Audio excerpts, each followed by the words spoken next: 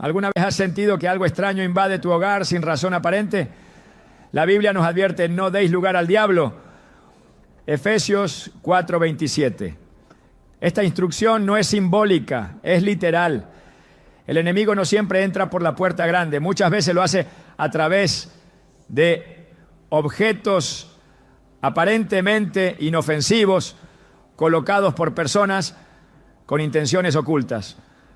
Las Escrituras nos muestran que tanto en el Antiguo como en el Nuevo Testamento, los objetos consagrados al mal fueron usados para traer destrucción, confusión y enfermedad sobre los hogares. Hoy profundizaremos en una verdad inquietante. Existen elementos que las brujas y agentes del enemigo colocan intencionalmente en tu casa para afectarte espiritualmente. Te mostraremos cómo identificarlos y eliminarlos con autoridad espiritual. Revelaremos los pasos para proteger tu hogar según la palabra de Dios. ¿Estás listo para entender lo que Dios tiene reservado para ti cuando limpias tu entorno de toda obra del maligno? Hay casas en las que todo parece ir bien, hasta que de repente la armonía se rompe. Discusiones sin motivo, enfermedades que no cesan, insomnio inexplicable, una presencia pesada que se siente aunque nadie más esté ahí. Y entonces uno se pregunta: ¿qué cambió? ¿Qué se rompió en el ambiente espiritual? La respuesta muchas veces no está en lo visible, sino en lo espiritual, y más específicamente en lo que sin saberlo hemos dejado entrar. La Biblia lo advierte de forma contundente: no deis lugar al diablo. Efesios 4:27. Este no es un simple consejo, es una advertencia urgente para proteger nuestras vidas, nuestras familias y nuestras casas de cualquier acceso que el enemigo pueda aprovechar. Porque lo cierto es que no todo lo que se introduce en un hogar llega solo con intenciones humanas. Hay objetos que portan cargas, pactos y maldiciones. Objetos aparentemente inofensivos que han sido utilizados por brujas y agentes del mal para abrir puertas en el mundo espiritual. Desde los tiempos más antiguos, los objetos han sido utilizados como instrumentos de conexión espiritual. Dios mismo instruyó a Moisés sobre la construcción del tabernáculo con elementos específicos que reflejaban santidad, pureza y comunión. El arca del pacto, por ejemplo, no era solo una caja, era el lugar donde la presencia de Dios habitaba entre su pueblo. Pero así como hay objetos sagrados que traen bendición, también existen objetos profanos que cargan maldición. En el libro de Josué encontramos una historia que ilustra este principio de manera estremecedora. Acán, miembro del pueblo de Israel, desobedeció las instrucciones de Dios tras la conquista de Jericó. Tomó para sí un manto babilónico, plata y oro, objetos malditos que debían ser destruidos. A simple vista era solo un botín de guerra, pero espiritualmente lo que Acán había llevado al campamento era condenación. Y las consecuencias no se hicieron esperar. Israel, que venía de victoria en victoria, fue derrotado en la batalla siguiente. El pueblo entero sufrió y Dios no volvió a estar con ellos hasta que el objeto maldito fue expuesto y eliminado. Israel ha pecado, han tomado del anatema, por eso no podrán hacer frente a sus enemigos. Josué 7:11-12. Este principio espiritual sigue vigente hoy. El enemigo conoce la autoridad del creyente. Sabe que un hijo de Dios cubierto por la sangre de Cristo es intocable, a menos que haya una puerta abierta. Y una de las formas más comunes y sutiles de abrir esas puertas es a través de objetos que entran en la casa sin ser discernidos. No se trata de superstición ni de paranoia. Se trata de realidades espirituales que muchos ignoran, pero que tienen efectos devastadores. Cuadros, estatuas, libros, joyería, muñecos, figuras decorativas. La lista puede ser larga, no por su forma externa, sino por su origen espiritual.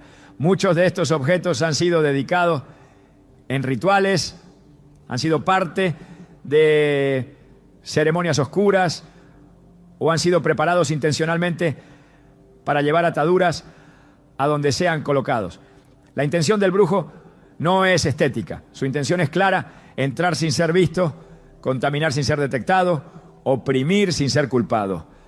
Hay hogares donde la presencia de Dios ha sido desplazada poco a poco, no por pecado deliberado, sino por ignorancia.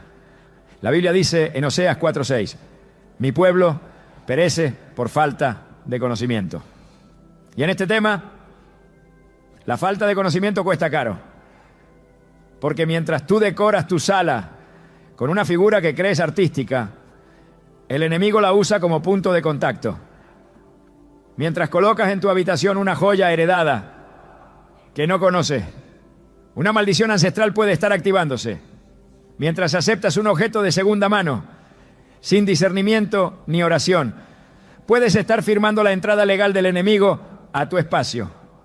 El mundo espiritual es legalista. El diablo no puede entrar donde Dios reina, a menos que encuentre legalidad. Y esa legalidad se abre cuando el creyente permite en su entorno objetos que han sido utilizados para pactos, invocaciones o rituales contrarios a la voluntad de Dios.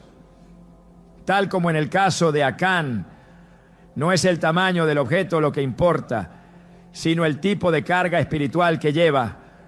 Algunos preguntan, ¿pero cómo saber si algo es maldito? La respuesta es, por sus frutos. Desde que ese objeto llegó hay opresión, enfermedades sin diagnóstico, ruidos extraños, ambientes pesados, discusión constante. Jesús enseñó que por los frutos conoceríamos las cosas. Y aunque no todo tiene raíz espiritual, muchas veces los síntomas invisibles revelan un origen más profundo de lo que parece. He conocido historias de familias que comenzaron a experimentar sombras por las noches después de haber aceptado como regalo un adorno traído de tierras donde se practica la santería.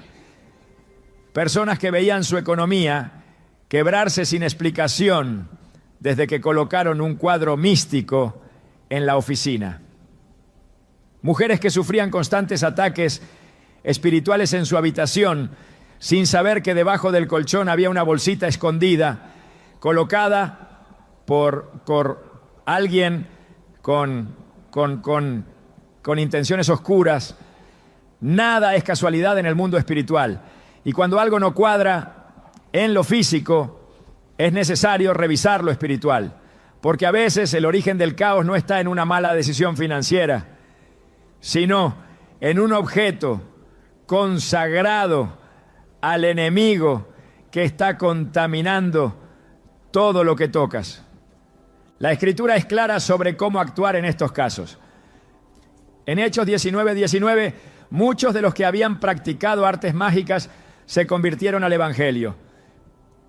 Y lo primero que hicieron fue traer sus libros de hechicería y quemarlos públicamente. No los vendieron, no los regalaron, no los guardaron por si acaso, los destruyeron, porque entendieron que el poder de esos objetos no era simbólico, era real.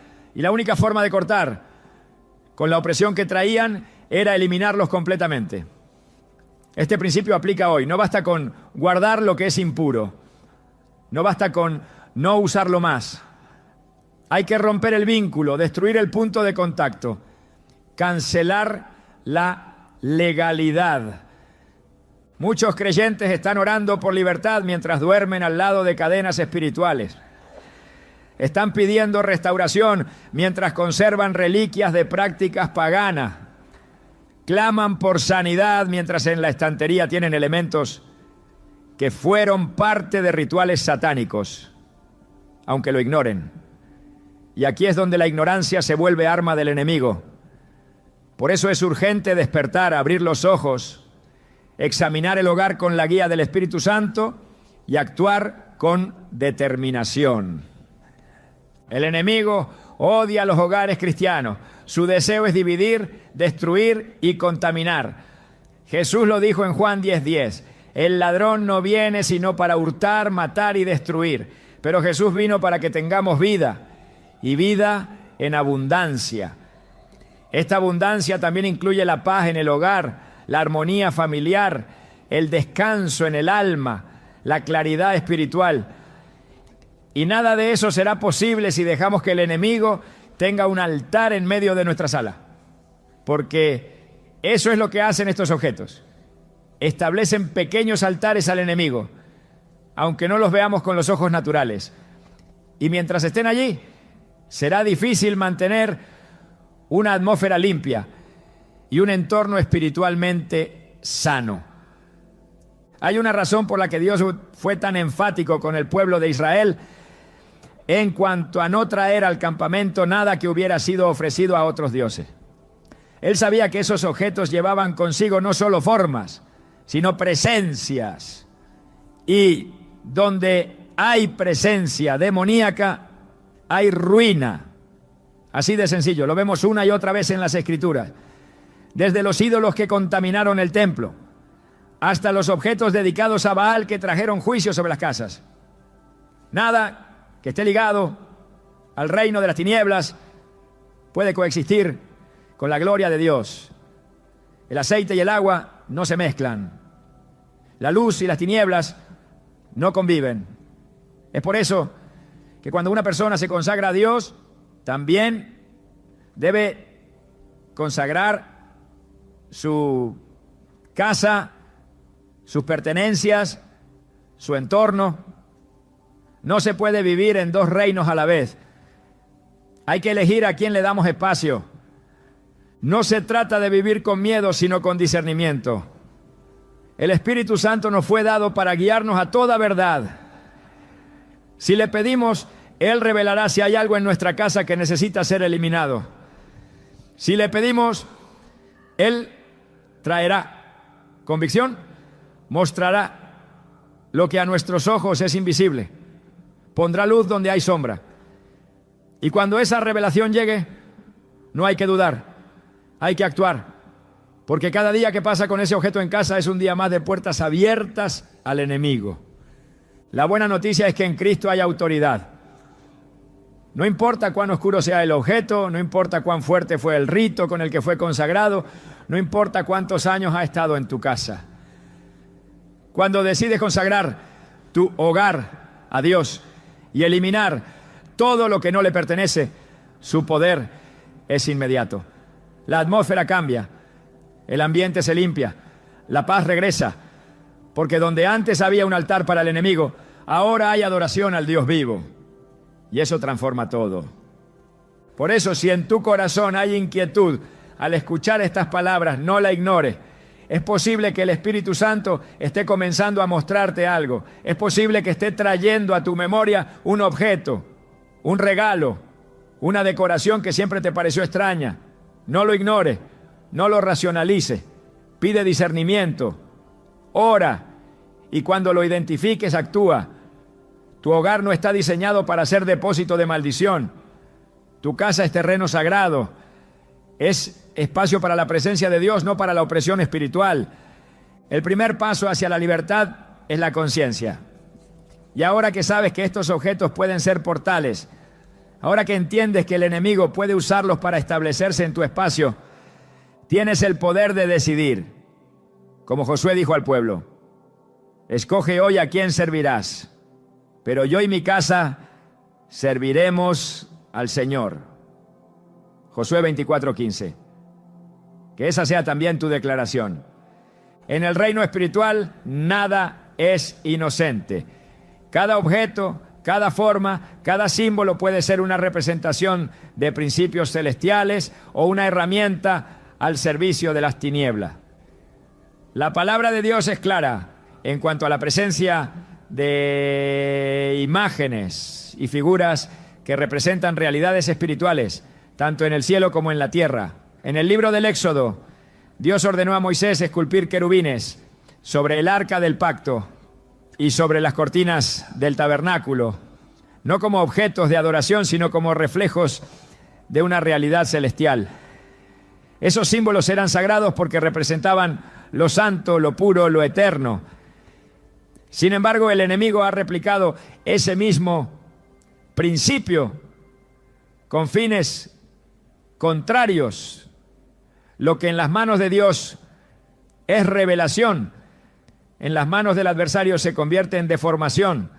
Desde los primeros libros de la Biblia, el Señor advirtió a su pueblo sobre el uso de imágenes talladas que tuvieran una función espiritual. En Deuteronomio 7, 25 a 26, Dios declara: las esculturas de sus dioses quemarás en el fuego.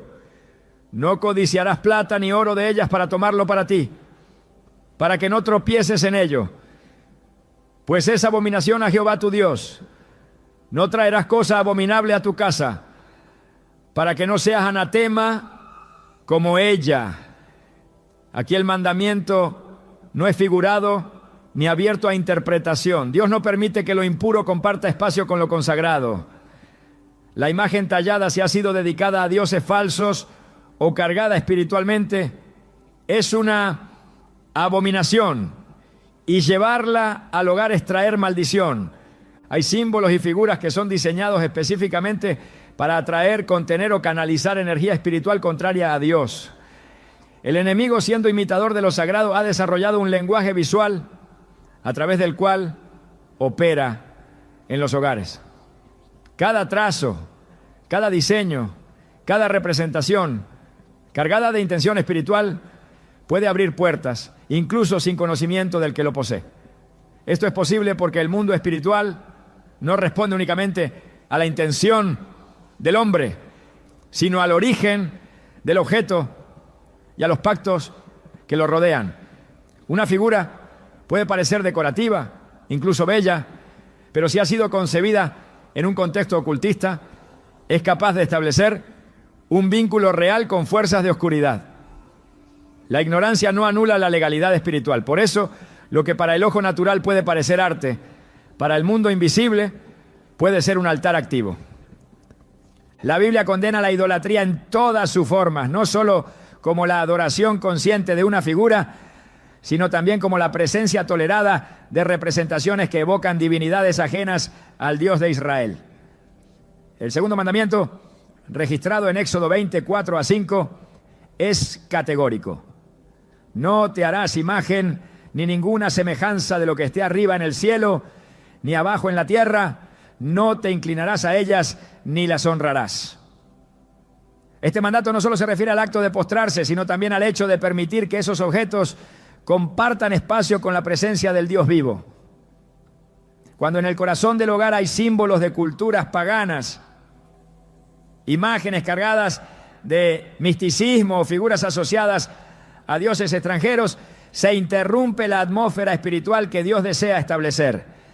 El enemigo ha popularizado formas, íconos y símbolos que están presentes en millones de hogares sin levantar sospecha. Estas representaciones no fueron diseñadas al azar, han sido creadas a lo largo de siglos para ser portadoras de intenciones ocultas. Muchas de ellas derivan de religiones paganas, prácticas esotéricas o escuelas de pensamiento gnóstico que niegan la supremacía de Jesucristo. Su presencia en un entorno cristiano no es inofensiva, es una contradicción espiritual que afecta el fluir de la oración, contamina el ambiente y da acceso legal al adversario. La idolatría no necesita veneración para ser efectiva, basta con la presencia tolerada. En el libro de 2 Reyes 23, el rey Josías llevó a cabo una reforma profunda en Israel, destruyendo ídolos, derribando altares y eliminando todo objeto que pudiera usarse como instrumento de culto falso. Él no permitió que quedaran vestigios de aquello que ofendía a Dios. Esta actitud no fue extremista, fue obediente. La presencia de símbolos profanos en Jerusalén no solo era una afrenta a Dios, era la causa de la decadencia espiritual del pueblo.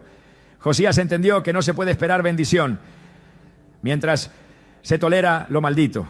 Esta misma verdad aplica a la del creyente. No se puede edificar un altar de oración mientras en el mismo espacio se encuentran representaciones de entidades contrarias al reino. Las figuras asociadas con animales míticos, criaturas con múltiples ojos, formas geométricas específicas o deidades antiguas no son meramente ilustraciones artísticas, son puertas abiertas. Algunas han sido utilizadas durante siglos en prácticas de invocación, en rituales de iniciación o en ceremonias dedicadas al ocultismo. La forma puede cambiar, el nombre puede variar, pero la raíz espiritual permanece. Traer una figura como esa al hogar, aunque sea por curiosidad o por aprecio estético, es introducir un agente de contaminación espiritual. Y esa contaminación no permanece pasiva. Afecta la atmósfera, genera resistencia a la oración, interfiere con la adoración, alimenta pensamientos oscuros y en muchos casos establece ciclos de confusión, opresión o estancamiento. El pueblo de Dios está llamado a ser santo, apartado, radicalmente diferente en su manera de vivir, de hablar, de vestir y también de decorar. No se trata de vivir con temor, sino con discernimiento. El creyente no puede permitir que figuras cuya fuente espiritual proviene de la oscuridad tengan un lugar en su mesa, en su repisa o en su dormitorio. Lo que entra en el hogar afecta el ambiente del alma. Lo que decora las paredes moldea lo que habita el espíritu. Por eso Pablo instruyó a los corintios diciendo: ¿y qué acuerdo hay entre el templo de Dios y los ídolos? Porque vosotros sois templo del Dios viviente. 2 Corintios 6:16. Si el cuerpo es templo, cuanto más lo es el hogar que el creyente consagra al Señor. La influencia espiritual de las figuras va más allá de lo visible. Algunas son portadoras de maldiciones generacionales. Otras son utilizadas como anclas para establecer vigilancia espiritual demoníaca. Hay representaciones que sirven como canales de transferencia de espíritus, donde la sola presencia activa manifestaciones que afectan el descanso, las relaciones y la prosperidad. En los tiempos bíblicos, los ídolos no eran simples esculturas, eran centros de actividad espiritual. Donde había un ídolo, había influencia. Donde había influencia, había esclavitud. Y donde había esclavitud, había juicio. Este principio es inmutable. Si hay símbolos que glorifican la rebelión, el esoterismo, el relativismo espiritual o la adoración de dioses falsos, no puede haber comunión con el Espíritu Santo en ese lugar.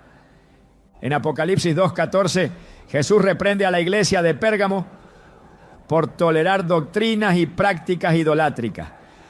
Esta reprensión no fue por lo que enseñaban abiertamente, sino por lo que permitían en silencio. Dios no bendice lo que se tolera en desobediencia.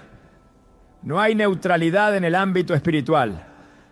Cada objeto que se introduce en el hogar refleja una postura. O glorifica a Dios o glorifica al enemigo. O edifica el altar del Señor o sostiene el altar de la confusión. No hay punto medio. El hogar del creyente debe ser un lugar de santidad, no un depósito de artefactos contaminados. La belleza de un objeto no puede justificar su origen. La historia cultural no puede anular el mandato de separación. La tradición no puede estar por encima de la verdad espiritual. A lo largo de la historia bíblica, cada vez que el pueblo de Dios permitió la entrada de imágenes ajenas, se desató un proceso de decadencia espiritual. No porque la figura tuviera poder en sí misma, sino porque su presencia representaba una rendición interna. Era una señal de que algo en el corazón se había doblegado. Lo externo revela lo interno. Y cuando se permite que lo profano coexista con lo santo, Se pierde autoridad, se debilita la oración, se interrumpe el fluir de la gracia. El creyente que desea caminar en libertad no solo debe cerrar puertas obvias como el pecado, la desobediencia o la rebelión, sino también debe revisar con atención cada rincón de su casa. No hay lugar que el enemigo no quiera infiltrar. No hay habitación que no esté en su agenda. Si encuentra una figura que le pertenece, reclamará legalidad. Y si la encuentra expuesta, activa, visible, no necesitará permiso para operar. Su presencia será suficiente. La limpieza espiritual comienza con el discernimiento visual. El ojo entrenado por la palabra y guiado por el Espíritu Santo puede identificar lo que no armoniza con la santidad. No se necesita una manifestación demoníaca para saber que un símbolo es contrario a Dios. Basta con conocer la verdad, porque la verdad ilumina, la verdad confronta, la verdad revela, y cuando el creyente camina en la luz, todo objeto que fue hecho en tinieblas queda expuesto. En ese momento, la decisión es clara: destruir o tolerar, derribar o justificar. Y la elección que se tome determinará el nivel de libertad que se experimentará. El tiempo en que el pueblo de Dios podía ignorar estos temas ha terminado. Vivimos días donde las tinieblas avanzan sin pudor y donde la batalla espiritual se libra incluso en los detalles. Los símbolos son parte de esa batalla. No son simples dibujos, son declaraciones espirituales. Cada uno proclama un reino, el reino de Dios o el reino de las tinieblas. Y cuando esos símbolos son introducidos al hogar, se convierten en embajadores espirituales del reino que representan. Por eso, si se desea vivir bajo la cobertura de Dios, es necesario examinar con rigurosidad qué imágenes están siendo toleradas. No se puede pedir protección mientras se honra lo impuro. No se puede declarar victoria mientras se convive con lo que representa derrota. No se puede caminar en autoridad mientras se conservan símbolos de opresión. La santidad no es una opción, es una condición para la presencia. Y donde hay presencia de Dios, no hay espacio para lo que Él aborrece. Uno de los métodos más silenciosos y eficaces que el enemigo utiliza para infiltrar hogares consagrados a Dios es el disfraz de la generosidad. El regalo, en apariencia inofensivo, ha sido empleado desde tiempos antiguos como medio de transferencia espiritual. El enemigo conoce la naturaleza emocional del ser humano, su inclinación a confiar en aquello que viene envuelto en amabilidad o afecto, y lo usa para traspasar fronteras que de otra forma le estarían prohibidas. La Escritura enseña que incluso Satanás se disfraza como ángel de luz, 2 Corintios 11:14. Y dentro de ese disfraz muchas veces hay un objeto, una pieza, un presente que ha sido consagrado a su servicio. El receptor no lo sabe, pero al aceptarlo también acepta lo que espiritualmente carga. Este principio no es nuevo. En el libro de Números, capítulo 22, se relata cómo Balac, rey de Moab, intentó destruir al pueblo de Israel no mediante armas, sino a través de una maldición disfrazada de palabra. Para esto ofreció a Balaam riquezas y regalos con el propósito de que él profetizara en contra del pueblo de Dios. Aunque Balaam fue impedido por Dios de maldecir, el intento reveló una estrategia espiritual: usar dádivas como canal de influencia maligna. El regalo puede ser un acto externo, pero en el mundo invisible puede representar un pacto, una entrada, una transferencia. En muchas culturas donde se practican rituales ocultistas, los objetos que se consagran para mal son ofrecidos con la intención de ser entregados a la víctima. Estos objetos no necesariamente tienen un aspecto oscuro o intimidante. Pueden ser pulseras, joyas, piezas decorativas, libros, tejidos, instrumentos musicales, muñecos artesanales o incluso alimentos. Lo que define su peligro no es su forma, sino el propósito espiritual con el que fueron preparados. La brujería opera mediante la transferencia. Un objeto tocado, ungido o ritualizado puede portar una carga espiritual que, al entrar a la casa del creyente, comienza a establecer opresión, enfermedad, confusión o conflicto. La víctima no lo nota de inmediato, todo comienza con pequeños cambios. Una oración que ya no fluye igual, una paz que comienza a desvanecerse, un peso en el ambiente que se vuelve constante. La raíz muchas veces está en aquello que fue recibido sin discernimiento. La Biblia enfatiza la necesidad de evaluar el origen de lo que se recibe. En el 1 Juan 4:1 se exhorta: amados, no creáis a todo espíritu, sino probad los espíritus si son de Dios. Esta instrucción no se limita a palabras proféticas, sino que se extiende al contexto espiritual de cualquier cosa que se introduce en el ámbito del creyente. El espíritu detrás de un objeto puede ser probado, no con juicio humano, sino con la guía del Espíritu Santo. El creyente debe desarrollar una sensibilidad espiritual que le permita discernir más allá de lo visible, porque no todo lo que brilla trae bendición y no todo lo que se ofrece nace del amor. La astucia del enemigo se manifiesta precisamente en que sabe disfrazar lo impuro de pureza, sabe presentarse en formas que no despiertan sospecha. En el contexto de regalos esto se vuelve especialmente efectivo. Cuando alguien recibe un objeto como muestra de aprecio, su corazón se abre. Ese acto de apertura, aunque emocional, tiene consecuencias espirituales. Abrir el corazón sin discernimiento es como abrir la puerta del hogar sin preguntar quién llama.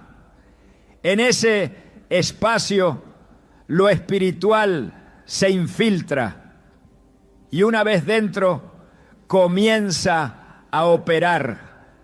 La historia del pueblo de Israel muestra repetidamente que los objetos traídos del exterior, si no eran consagrados al Dios verdadero, traían consigo contaminación. En Josué 6:7 Dios advirtió que todo lo que se hallara en Jericó debía ser destruido, pues era anatema. A pesar de la advertencia, Acán tomó parte del botín y lo ocultó. Su acto fue visto por Dios como una traición espiritual. El juicio no fue solo sobre él, sino sobre toda la nación. Esta historia establece un principio inquebrantable. Lo que ha sido tocado por lo maldito, al entrar en contacto con lo consagrado, genera conflicto espiritual. El regalo que parece inocente puede, si fue preparado en rebelión, desatar caos en lo que estaba en orden. El enemigo ha perfeccionado esta estrategia, especialmente en ambientes donde el discernimiento ha sido apagado. En un mundo que valora lo estético sobre lo espiritual, es fácil justificar la permanencia de un objeto porque fue obsequio de alguien querido, porque representa un recuerdo o porque su apariencia no sugiere peligro alguno. Pero el mundo espiritual no opera por apariencia, opera por esencia. Si el origen de un objeto fue la brujería, el espiritismo, el esoterismo o la manipulación espiritual, ese objeto no puede ser neutralizado con indiferencia. Su presencia es una puerta abierta y mientras esté en el hogar, el enemigo encontrará un lugar desde donde operar. El principio de santificación implica separación. Cuando algo ha sido apartado para Dios, no puede compartir espacio con lo que fue apartado para el mal. Esta es una verdad espiritual que trasciende culturas, épocas,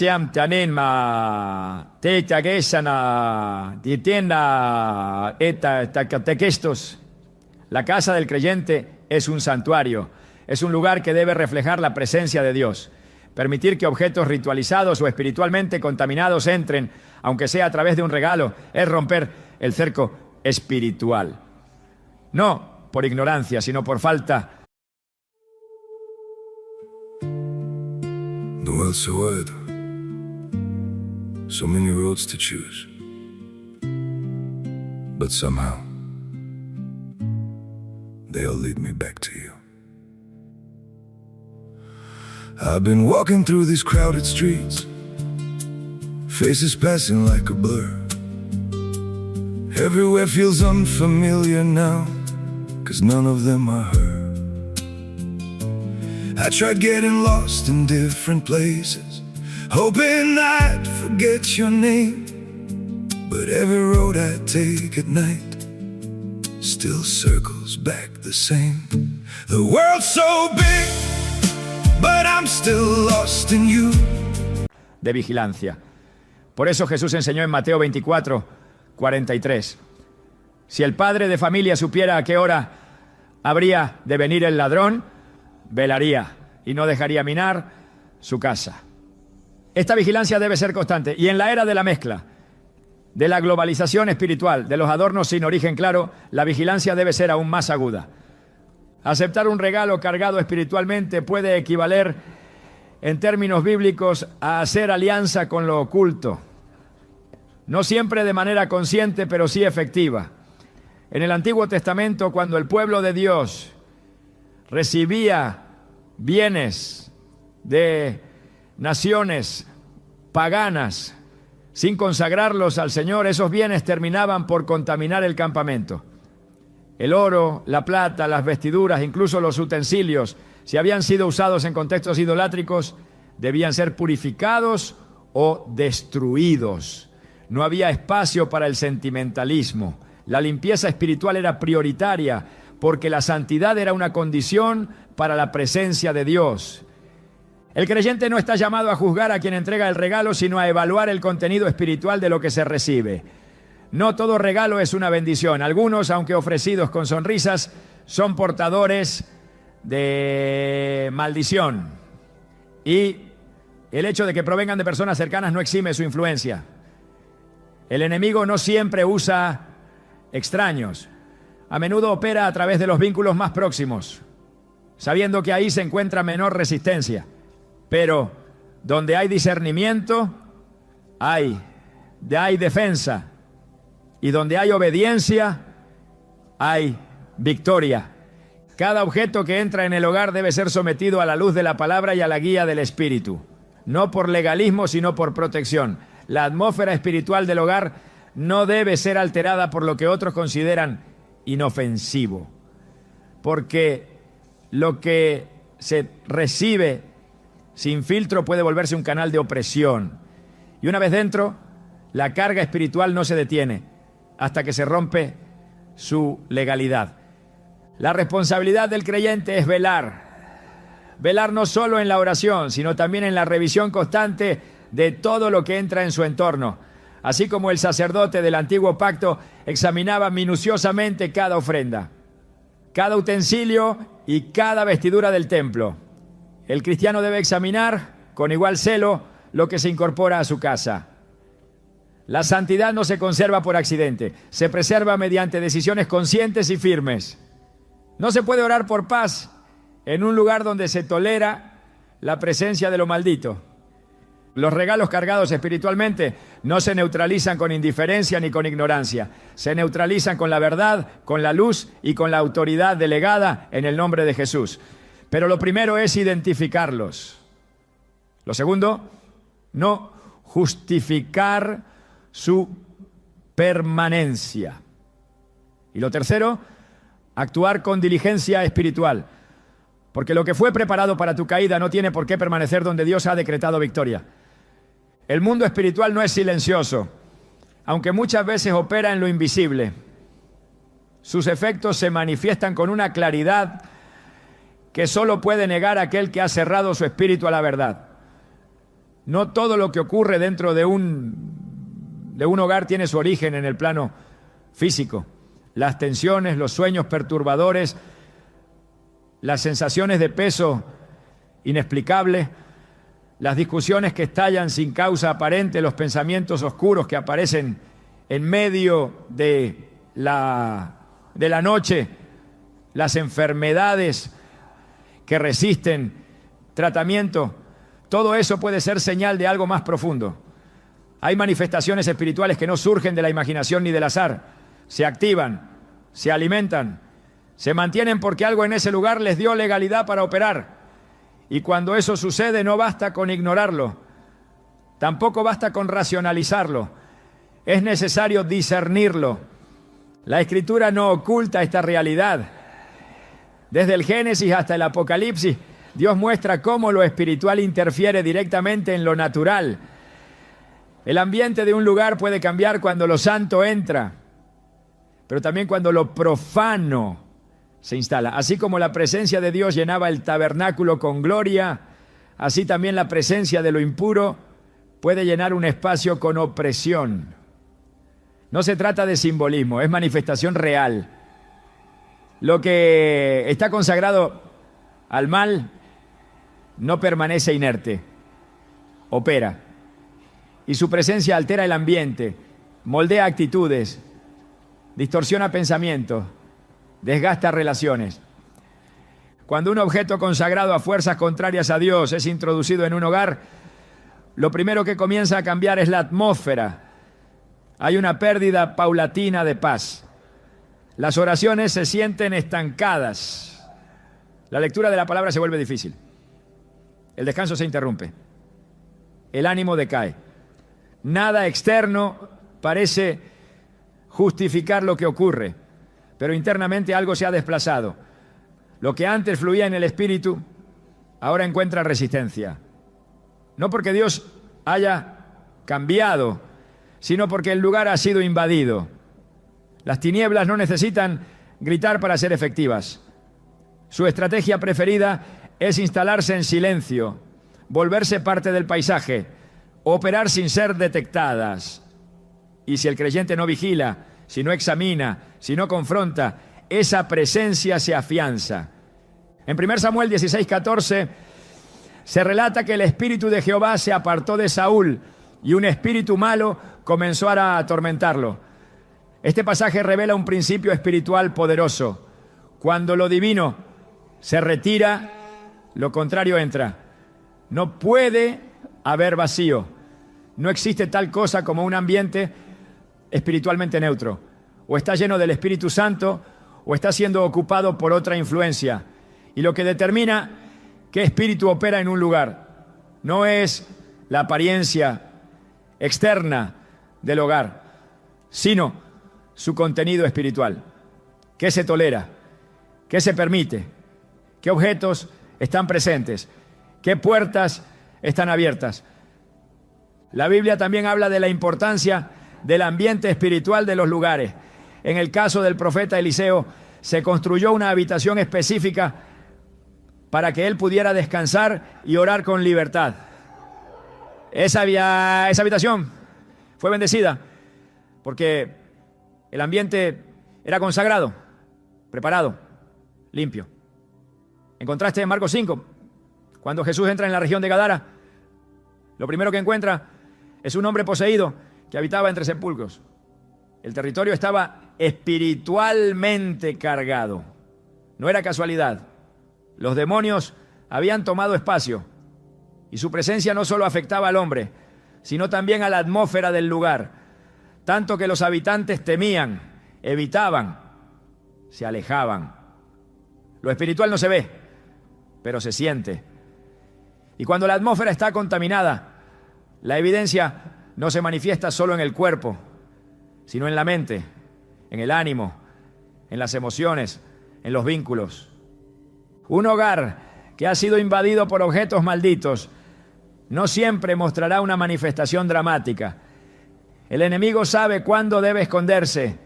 Su propósito es permanecer el mayor tiempo posible sin ser desalojado. Por eso se manifiesta con síntomas que se atribuyen fácilmente al estrés, a las emociones, a las circunstancias.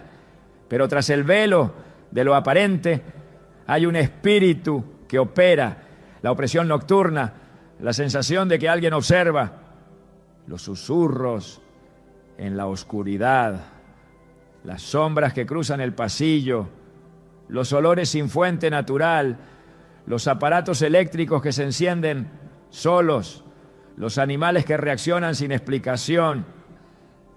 Todo eso puede ser señal de que algo no fue bienvenido pero entró. Y si entró es porque encontró una puerta. No se trata de superstición, se trata de principios espirituales. En Hechos 19, 11 a 12, Dios hacía milagros extraordinarios por medio de Pablo. Incluso pañuelos y delantales que él tocaba eran llevados a los enfermos y las enfermedades se iban. Pero no solo las enfermedades, también los espíritus malos salían. Si un objeto puede ser cargado de unción, también puede ser cargado de maldad. Lo que ha sido consagrado a las tinieblas transporta consigo esa carga. Y una vez dentro del hogar se convierte en un centro de actividad. No siempre se necesita un ritual satánico para provocar esto. A veces basta con un símbolo, una figura, un amuleto. Si ha sido creado con un propósito contrario al reino, ya es suficiente. El enemigo sabe esconderse en lo cotidiano. Se disfraza en lo estético, en lo cultural, en lo simbólico. Pero su presencia no puede permanecer oculta por siempre. Lo espiritual termina manifestándose. Si hay confusión mental, que se intensifica sin razón, si hay división entre los miembros del hogar sin causa clara, si hay una tristeza que se vuelve persistente, si los sueños son turbios o violentos, si los niños temen entrar a ciertas habitaciones, si la oración se convierte en lucha estéril, todo eso debe ser tomado en serio. No se trata de miedo, sino de alerta. La autoridad que tenemos en Cristo no funciona automáticamente. Se activa con obediencia, con limpieza, con discernimiento. En Efesios 6:12, Pablo enseña que nuestra lucha no es contra sangre y carne, sino contra principados, contra potestades, contra gobernadores de las tinieblas de este siglo, contra huestes espirituales de maldad. Esta lucha no siempre ocurre en el templo o en la calle. Muchas veces la batalla más intensa ocurre en casa. Y si el terreno está contaminado, el enemigo tendrá ventaja. La atmósfera de una casa consagrada es como un altar constante.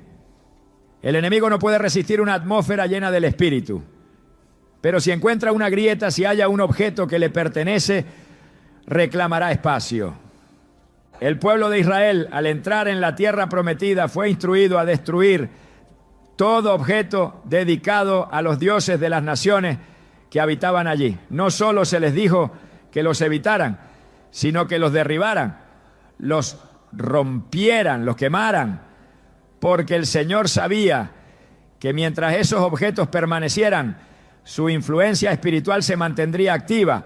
La idolatría no se disuelve con indiferencia, se destruye con acción. Y lo mismo ocurre hoy. No basta con aceptar que algo no agrada a Dios. Es necesario eliminarlo para que la atmósfera sea restaurada. En los evangelios, cuando Jesús llegaba a un lugar, los demonios se manifestaban, no porque Él los provocara, sino porque su presencia los incomodaba. Donde hay luz verdadera, lo oculto sale a la superficie. Si en tu casa la presencia de Dios no fluye con libertad, si la adoración se siente bloqueada, si el silencio no transmite paz sino tensión, algo está impidiendo el fluir. Y si lo espiritual no se activa en favor de la casa, es posible que algo esté activando lo contrario. La atmósfera no miente. Lo que se respira en un lugar revela quién está operando allí. Hay hogares donde la enfermedad se ha convertido en rutina, donde los ciclos de pérdida se repiten una y otra vez, donde los matrimonios viven en constantes crisis, donde los hijos no pueden dormir tranquilos, donde el sustento económico parece desvanecerse sin razón. Nada de eso es normal, nada de eso es parte del diseño de Dios. Todo lo que es constante, todo lo que resiste la oración, todo lo que se ha vuelto patrón debe ser investigado. Porque el enemigo no solo ataca desde fuera, muchas veces opera desde dentro, desde un objeto, desde una figura, desde un elemento que fue ignorado, pero que nunca dejó de actuar. La oración tiene poder, pero ese poder se activa con obediencia. No se puede declarar victoria sobre una casa contaminada sin primero limpiar el terreno. La sangre de Cristo limpia, pero el corazón debe estar dispuesto a desalojar lo que se ha tolerado. La unción libera, pero necesita espacio. El Espíritu Santo no comparte habitación con ídolos, con símbolos del ocultismo, con objetos que fueron consagrados a deidades contrarias. Donde hay luz verdadera, lo demás debe salir. La manifestación espiritual no es una amenaza para el creyente obediente, es una señal de que el enemigo fue detectado.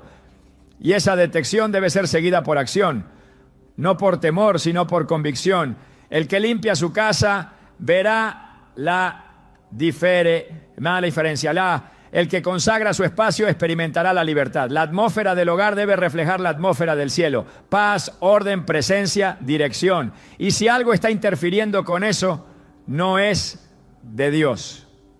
La casa del creyente no es solo refugio físico, es altar, es santuario, es lugar de adoración. No se puede permitir que lo profano contamine lo santo.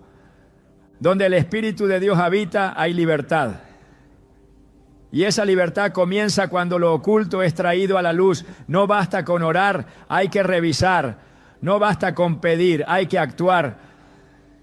Y cuando la atmósfera sea restaurada, todo lo que estaba oprimido comenzará a fluir, porque Dios honra al que le honra. Y una casa limpia es una casa lista para ser habitada por su gloria. Cuando el enemigo ha logrado entrar a una casa a través de objetos contaminados, la única forma de restaurar la atmósfera espiritual es mediante una limpieza profunda. Una limpieza que no es física, sino espiritual, basada en principios establecidos por la palabra de Dios. Porque no basta con identificar el problema, es necesario remover la causa. Y no basta con removerla externamente, hay que romper toda legalidad interna. No existe neutralidad en la guerra espiritual, o se consagra o se contamina, o se edifica altar al Dios vivo o se le da lugar al enemigo. Y si lo que ha entrado fue diseñado para establecer opresión, su permanencia solo multiplicará el daño. La limpieza espiritual del hogar no es opcional para quien desea vivir en libertad. Es una urgencia que no puede esperar. Desde el Antiguo Testamento, Dios instruyó a su pueblo sobre la necesidad de destruir todo aquello que representara idolatría, prácticas ocultas o consagración a lo profano. En Deuteronomio 7:26 dice claramente: y no traerás cosa abominable a tu casa, para que no seas anatema como ella. La aborrecerás del todo y la abominarás, porque es anatema. Esta instrucción no estaba dirigida a templos ni a ciudades paganas. Era una orden directa para el hogar. Dios conocía el principio. Lo que se tolera dentro se activa. Lo que se guarda por afecto termina gobernando por legalidad.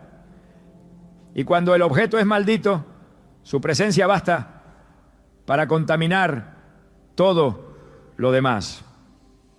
Por eso el mandamiento no era almacenarlo, ni ignorarlo, ni apartarlo. Era destruirlo. La limpieza espiritual comienza en el corazón, pero se manifiesta en los actos. No hay redención sin arrepentimiento y no hay restauración sin acción. Es necesario que el creyente se levante con convicción y autoridad para examinar cada rincón de su hogar. No para buscar con paranoia, sino para actuar con discernimiento. La guía del Espíritu Santo no falla cuando se le invoca con sinceridad. Él revela, Él confronta, Él dirige. Lo que a los ojos naturales puede parecer decoración, para el Espíritu de Dios puede ser una estructura de opresión. Y si es así, debe salir. La autoridad de Cristo en el creyente se activa cuando hay obediencia. Y obedecer significa renunciar a todo lo que está en desacuerdo con el reino. En Hechos 19 se describe cómo aquellos que practicaban artes ocultas al recibir el mensaje del Evangelio no solo creyeron, sino que trajeron sus libros de magia y los quemaron públicamente. El detalle es importante. No los escondieron, no los regalaron, No los vendieron, los destruyeron, porque entendieron que la conexión espiritual con esos objetos no podía romperse con distancia, sino con eliminación. No se trata de un acto simbólico, se trata de un corte legal en el ámbito espiritual. Lo que fue creado para el mal no puede permanecer donde se invoca el nombre de Dios. Lo que fue dedicado a las tinieblas no puede coexistir con la luz. Y lo que representa una alianza con el enemigo debe ser desarraigado sin demora. El hogar debe ser revisado habitación por habitación, con oración, con la palabra en mano y con autoridad espiritual. Cada objeto, cada imagen, cada libro, cada símbolo, cada elemento decorativo debe ser examinado bajo la luz del Espíritu. Si su origen es dudoso, si su simbolismo es esotérico, si fue traído de contextos ritualistas o si genera inquietud en el espíritu, su lugar no es en el hogar del creyente. Lo que no glorifica a Dios no tiene cabida. Y lo que sirve como canal para el enemigo debe ser removido sin contemplación. No se trata de temer, sino de limpiar. La limpieza espiritual no es un acto de desesperación, sino una declaración de pertenencia. El creyente que limpia su casa está diciendo: este territorio le pertenece al Señor. Y esa declaración tiene peso en el mundo espiritual. Donde antes había legalidad para la opresión, ahora hay protección por el pacto.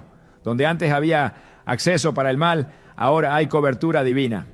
La atmósfera cambia cuando la presencia de Dios encuentra un espacio preparado. Y ese espacio se prepara con obediencia radical. La oración que acompaña a este proceso no es cualquier oración. Es una proclamación de autoridad, es un clamor por santidad, es una confesión de entrega.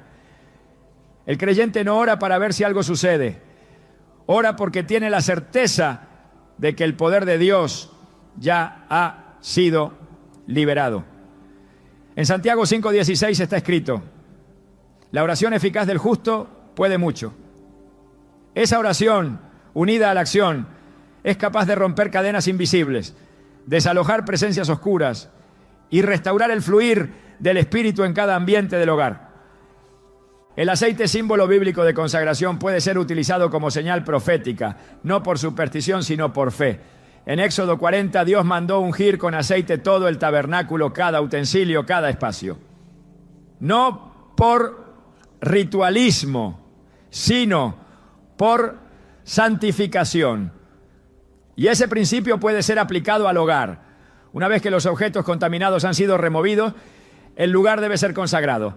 No basta con vaciar, hay que llenar. No basta con sacar lo profano. Hay que invitar lo santo. Y esa invitación se hace con oración, con adoración, con palabra, con presencia constante de Dios. Porque un espacio limpio es una victoria momentánea, pero un espacio lleno de Dios es una victoria permanente. La limpieza espiritual también exige que el corazón del creyente permanezca vigilante. No basta con limpiar una vez, la vigilancia debe ser continua. Jesús lo expresó claramente en Mateo 12:43-45, cuando habló del espíritu inmundo que sale del hombre y al no encontrar lugar donde habitar, regresa y encuentra la casa barrida, adornada pero vacía. El resultado fue peor que el estado inicial. ¿Por qué? Porque la limpieza sin llenura es invitación al retroceso. Por eso, después de limpiar el hogar de todo objeto maldito, el creyente debe establecer un altar de adoración en su casa.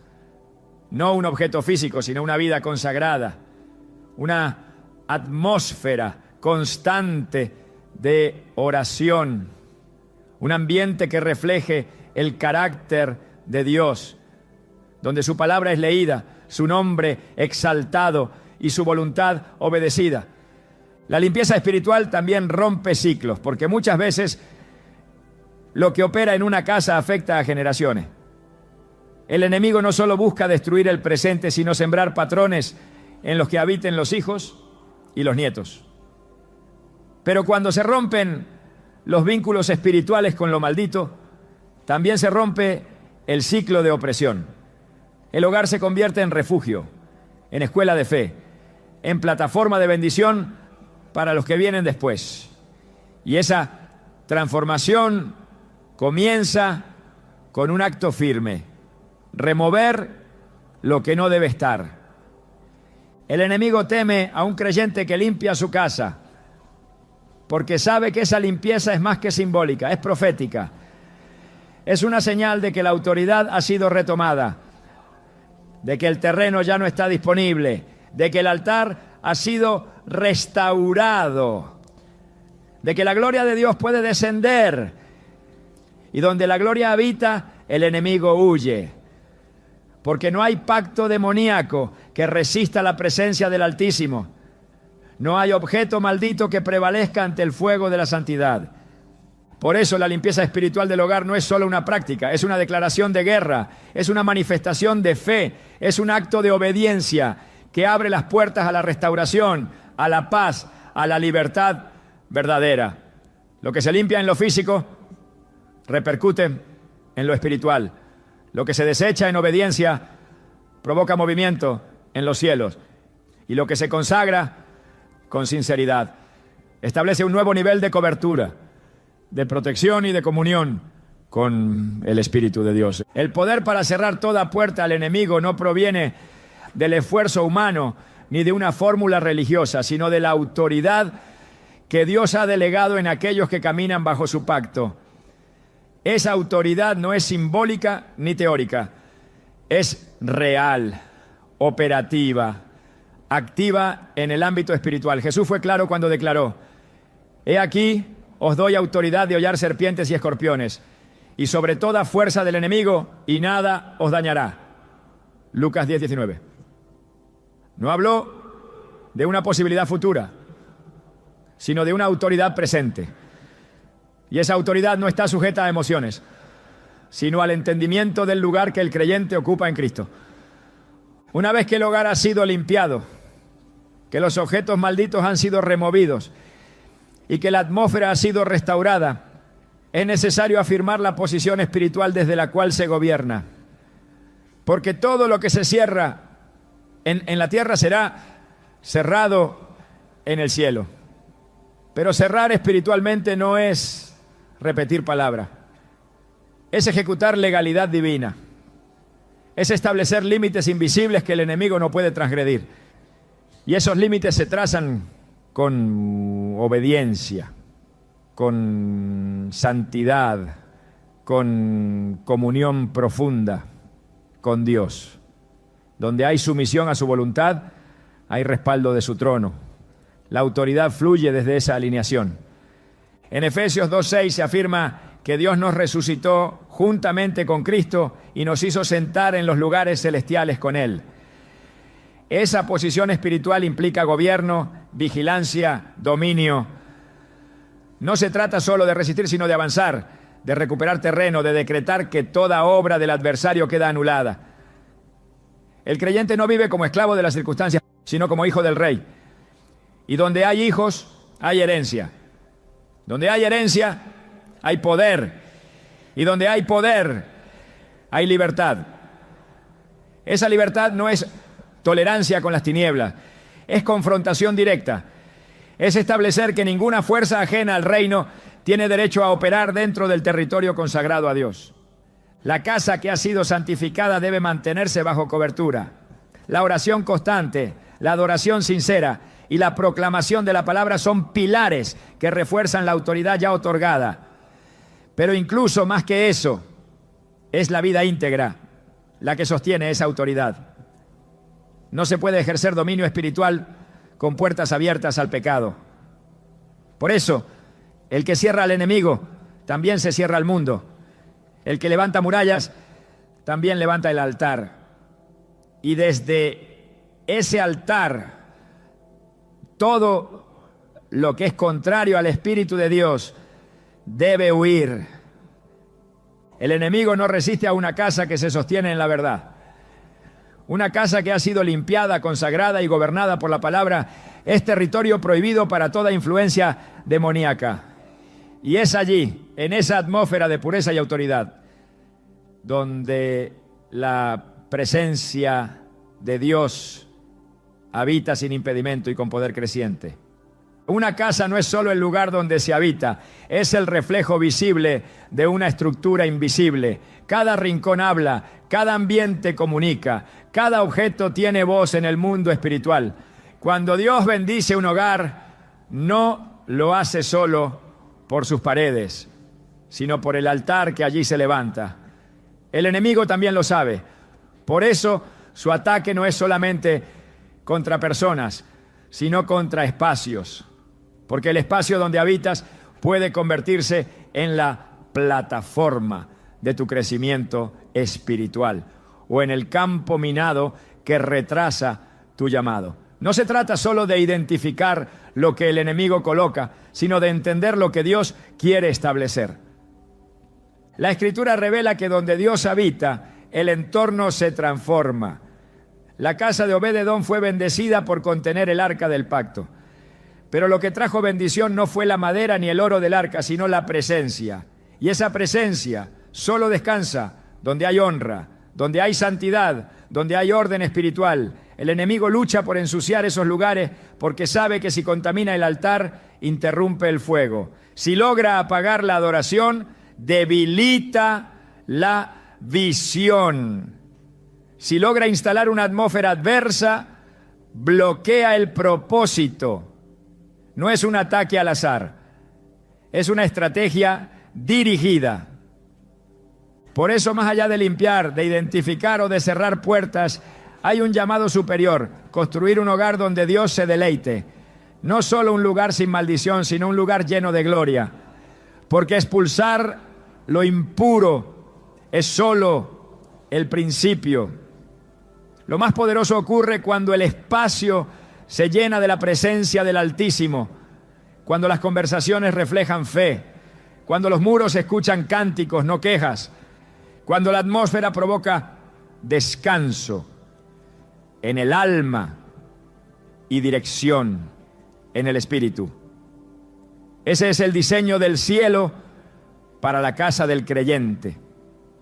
En un mundo donde las tinieblas avanzan sin vergüenza, tener un hogar encendido por la luz de Dios es más que necesario, es urgente. La casa se convierte en el primer altar antes que el templo. Es donde se libra la primera batalla y donde también debe surgir la primera victoria. Lo que se permite dentro define lo que se proyecta afuera. Si el altar está vivo, la familia prospera. Si el altar está caído, el enemigo encuentra acceso. Hoy el llamado no es solo a eliminar lo que el enemigo trajo, es a establecer lo que Dios anhela. Que tu casa sea antorcha, no solo refugio. Que sea plataforma, no solo protección. Que sea trinchera, no solo descanso. Porque el hogar del justo no es un lugar pasivo. Es un territorio profético, diseñado para provocar el avance del reino. ¿Estás listo para que tu casa no solo esté limpia, sino que se convierta en un lugar donde la gloria de Dios repose con poder? Ese es el verdadero objetivo y ese es el verdadero llamado.